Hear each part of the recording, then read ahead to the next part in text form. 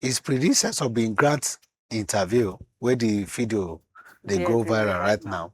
When been the talk say these gadgets no really need much network to operate. In fact, for the screening to confirm say now you get this card we want to come vote, they say they no need internet for that. They don't already program am how you go fit access that particular card. Truly, they need internet to do transmission. But this is the condition. You can decide to transmit at that particular spot where there's no internet and you automate it. When you move the gadget from that spot to where the gadget fit access internet, no be we dey talk am. Na Yakubu be dey talk am, Professor Yakubu, the former INEC chairman. The moment the device can be able to access internet, it will upload immediately.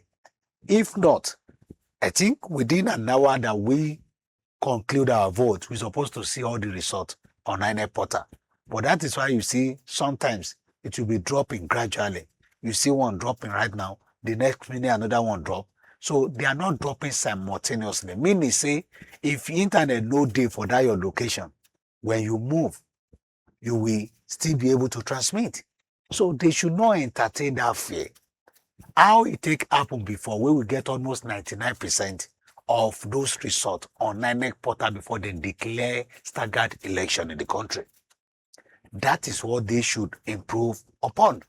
There's no single state in Nigeria where they go talk say a challenge no day for one particular rural areas. But if those people can be able to be using their GSM phone, will not be Android phone, they should be able to do this. Because it's not every document, just a single file, just a single paper that will not even up to one megabyte or whatever. So they shouldn't be giving us excuse for not transmitting it. In fact, we should be discussing how we go digital completely right now so that this money go reduce. When they want to invest on that digital, it no go to, it go, then go. In fact, we may need to pay double